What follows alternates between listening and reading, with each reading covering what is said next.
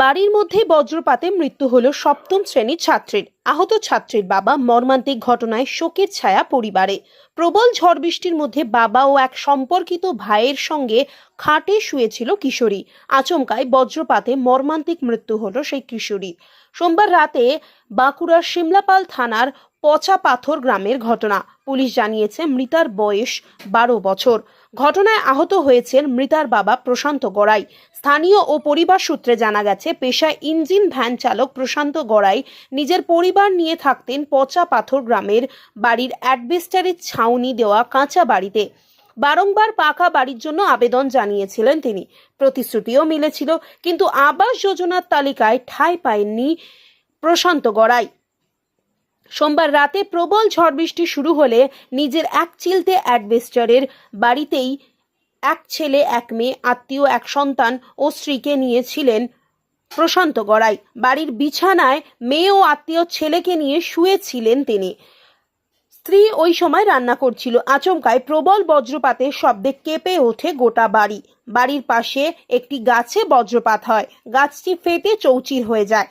একই সঙ্গে ক্ষতিগ্রস্ত হয় বাড়িটি। ওই বজ্রপাতের ফলেই আহত হয় বাবা ও মেয়ে। প্রাথমিক ঘোর কাটাতেই দেখেন তার পাশে শুয়ে থাকা মেয়ের শরীর নিথর হয়ে গিয়েছে। দ্রুত গাড়ি ডেকে মেয়েকে নিয়ে খাতড়া মহকুমা হাসপাতালে হাজির হলে চিকিৎসকরা মৃত বলে ঘোষণা করেন। মৃতার বাবা সহ আত্মীয়দের দাবি, পাকা বাড়ি থাকলে এমন মর্মান্তিক ঘটনায় প্রাণ হারাতে হতো না বছর 12 একমাত্র মেয়েকে। এদিকে পুলিশ মঙ্গলবার সকালে খাতড়া মহকুমা হাসপাতাল থেকে দেহ উদ্ধার করে ময়না তদন্তের জন্য বাঁকুড়া মেডিকেলে পাঠায়। একটি অস্বাভাবিক মৃত্যুর মামলা রুজু করে ঘটনার তদন্ত শুরু করেছে খাতড়া থানার পুলিশ। কালকে বৃষ্টির সময় আমরা সিমলাপাল গেছিলাম। সিমলাপাল তখন আসে, তখন মেঘটা খুব আসিছে। আসার পর তখন আমরা ঘরে ঢুকেছি। ঘরে চারদিকে জানালা দরজা বন্ধ করে দিয়েছি, মানে দরজা বন্ধ করেছি, ঘরটা জানালা নাই। দিয়ে ঘরে আমি শুইছি বিছানায়, আমার মেয়েটা শুইছে একটা পাশে, আমার শালার বেটা এসেছিলো, ও শুইছে মাঝে। দিয়ে আমি আকাট করে এইভাবে শুয়েছিলাম।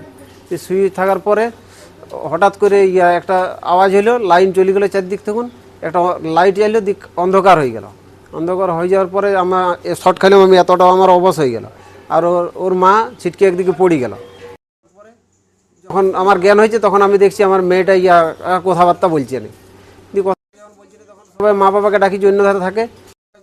তখন দেখছি যে এরকম অবস্থা। তখন আরও গাড়ি সঙ্গে সঙ্গে ফোন করে সঙ্গে সঙ্গে হসপিটাল নিয়ে আসছি। হসপিটাল আসি, ডাক্তারবাবু যে নাই। দিয়ে ওই মনে হচ্ছে বজ্রপাতেই গাছ একটা ফাটি গেছে সাইডে। আমি কালকে দেখিনি, আজ সকালবেলায় যাই দেখছি একটা গাছ ফাটি গেছে। আর জানালা ওই একটা ছিল, ওই কড়িকাঠ, ওইটা সোজা একটা ছেঁদা হয়েছে। আর অ্যাডভেস্টার ভাঙি গেছে দুই জায়গায়। হ্যাঁ, কাঁচা বাড়ি আমার। পাকা বাড়ি নাই না, ওইটা করিনি। তবে ওই মেম্বার বলেছিল করে দেবো, দিয়ে করে দেয়নি। না, নাম আসেনি। বাড়ির ভিতরেই বজ্রপাতে ঢুকেছে। ডাক্তারবাবু বললেন আমাকে ইসিজি করতে, ওষুধ দিল 4টে। আর এই যে মেয়েটা এরকম হয়ে গেল, আমার তো সব জ্বলি গেল। দুটি, একটি মেয়েটা বড়, ছেলেটি ছোট। ছেলেটি যেখানে বসে আছে, এই যেটা এটি ছেলে, ওইটা স্ত্রী আমার, ওই যেখানে বসে আছে। কখন হয়েছিল কালকে মোটামুটি 10:30। ঘড়ি দেখা হয় না, ওই 10টা 10:30টার দিকে পড়ে। রাত্রি নিয়ে এসেছিল? হ্যাঁ, রাতে সঙ্গে সঙ্গে নিয়ে আসিছি। 11টার মধ্যে পৌঁছাইছিল মনে হচ্ছে। কোন গ্রাম? পচা পাথর, পুকুরিয়া পোস্ট, পারসলা অঞ্চল, থানা শিমলাপাল, জেলা বাঁকুড়া। আপনার নাম? প্রশান্ত গড়াই। দাদা, কি হয়েছিল কালকে রাত্রি 10টার দিকে বজ্রপাত হয়েছিল। সাইডে একটা গাছ একদম উপর থেকে পুরো মাঝে মাঝে ফালা হয়ে গেছে। কে হয় আপনার? আমার শালা হয়। আপনি এসে কি দেখলেন? আমি দেখলাম পুরো একদম গাছটাকে চারিদিকে ছেড়ে সত্যি করে দিচ্ছে।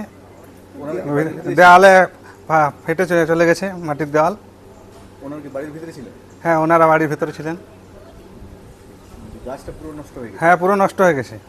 আপনি কখন জানলেন? আমি সকালে গেছি 7টার দিকে।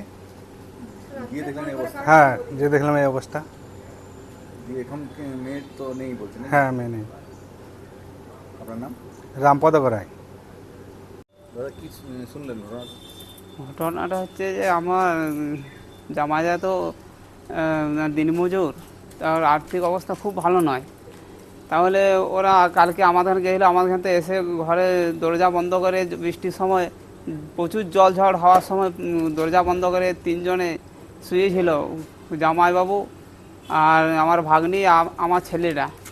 সেই সময় হঠাৎ করে বজ্রাঘাত পড়ে আমার ভাগ্নির মৃত্যু হয়।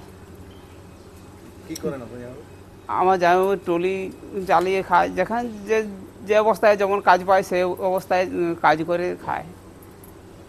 আর সমস্যা হচ্ছে যদি ওর বাড়িটা পাকা হতো হয়তো খুব ভালো হতো। এটা কাঁচা বাড়ির জন্য ওই বজ্রাঘাতটা গাছ ভেঙে তারপরে এডভাস্টার ভেঙে ভিতরে ঢুকে যাওয়ার পরে ফলে আমার ভাগ্নির পানটা শেষ হয়ে গেল। কি চাইছেন? এই এইটার জন্য কিছু সাহায্য করলে ভালো হয়, ওর পাকা বাড়ি একটা দিলে ভালো হয়। আর একটা সমস্যা বড়, জলের প্রচুর অসুবিধা, টিউবওয়েল নেই।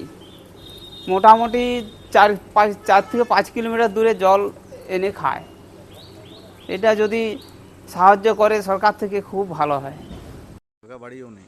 না, পাকা বাড়িতে নেই। কি নাম আপনার? আমার নাম সঞ্জয় গড়াই, আপনার ভাগ্নির নাম? আমার ভাগ্নির হচ্ছে পিয়া গড়াই।